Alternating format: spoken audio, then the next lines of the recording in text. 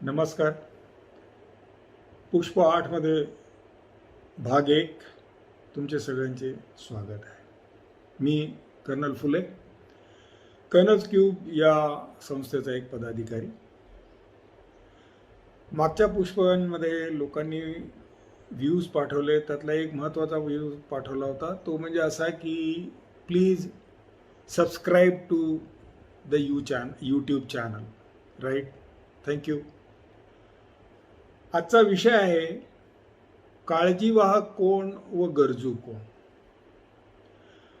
एक गोष्ट आपण लक्षात ठेवायला पाहिजे की आज जो गरजू आहे तो उद्या काळजीवाहक बनू शकतो, आणि जो काळजीवाहक आहे तो गरजू पण बनू शकतो.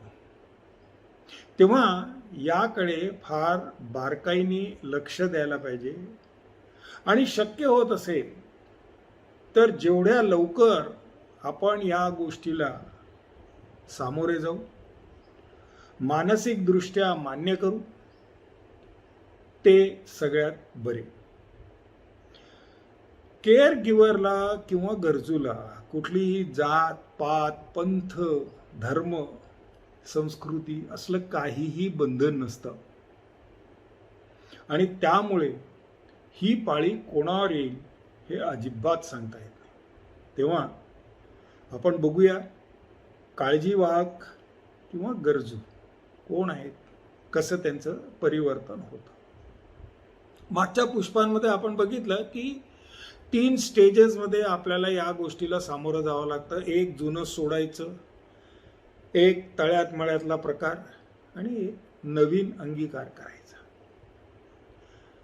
काळजीवाहक केअर गिव्हर हळूहळू प्रोफेशनल पण बनू शकतो. जसं आपण कुठल्याही गोष्टीची सातत्याने जर प्रॅक्टिस केली तर आपण त्याच्यात निपुणता हासिल करतो किंवा निपुण होतो. तसंच या केअर गिव्हरच्या बाबतीत पण आहे. जगामध्ये बाहेरच्या देशात 85% लोक हे प्रोफेशनल केअर गिव्हर्स आहेत, म्हणजे वर्किंग अगेन्स्ट द मनी. आपल्या देशात या गोष्टीला तेवढं आजपर्यंत महत्त्व आलेलं नाही आहे, आणि कर्नल्स क्यूबच्या द्वारे माध्यमातून आम्ही सरकारला हेच सांगू इच्छितो की या गोष्टीला प्राधान्य द्यायला हवं. He has to be a very careful for his own health. And when I say health, this includes 4 points: the mental, the physical, the spiritual and social. त्याच मानाने त्याच प्रकारे त्यांनी आपलं आयुष्यमान पण लक्षात घ्यायला पाहिजे. परमेश्वराने एक गोष्ट फार चांगली केली की येईल फर्स्ट कम फर्स्ट सर्व्हचा प्रकार नाहीये. त्याच्यामुळे जो पहिले आला तो पहिले जाईल असं काही शास्त्र नसल्यामुळे, and death being not certain, it is certain but Wien is not certain, the time is not certain. तेव्हा ऑलरेडी या गोष्टीकडे लक्ष वळलं तरुण वयात तर हे अधिक चांगलं. औषधामुळे खरं म्हणजे आज आयुष्यमान खूप वाढत चाललेलं आहे. इफ यू रिकलेक्ट करेक्टली, पहिल्यांदा 61 साजरी करायची. वा वा वा, क्या बात आहे, माणूस 60 वर्षाचा झाला. हळूहळू ते वय वाढत गेलं. औषधं, उपचार, नवीन नवीन शोध, लसीकरण, या गोष्टींमुळे ते आयुष्य वाढत गेलं. आणि एक आता स्टेज आलेली आहे जेव्हा लोक सहस्त्र चंद्र दर्शनाकरता वाट पाहतात. हे आयुष्यमान सेंचुरीपर्यंत कधी जाईल हे सांगता येत नाही, आणि आपल्यापैकी सगळे मग इच्छामरण किंवा भीष्माचार्यासारखे बनू. तेव्हा it is better that we start taking cognisance of this stage. 250 सालापर्यंत every 3rd person is going to be a senior citizen.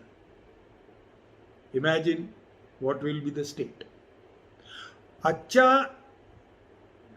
वेळेला आज जर तुम्ही पाहिलं तर Japan is already facing problem की सगळी जनरेशन वृद्ध होत चाललेली आहे and they do not have backup, म्हणजे केअर गिव्हर्सचं बॅकअप.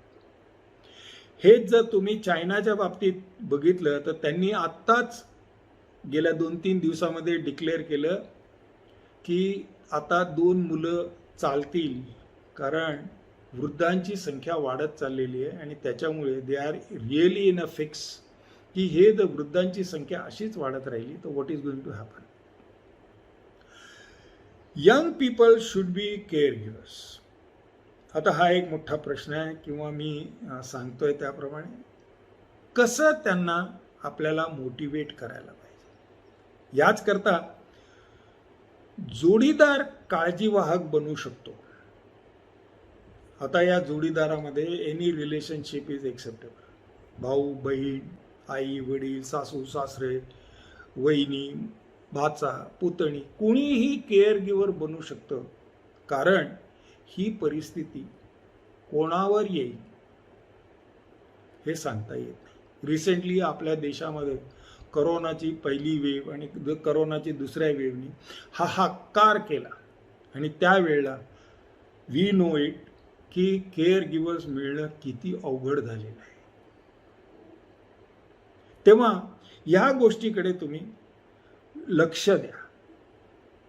आपल्या घरामधला इंडिव्हिज्युअल जर कुठल्याही आजाराने त्रस्त असेल तर तुम्ही जोडीदार म्हणून काम करायला हळूहळू सुरुवात करा and try and learn from others की हे कसं करता येईल.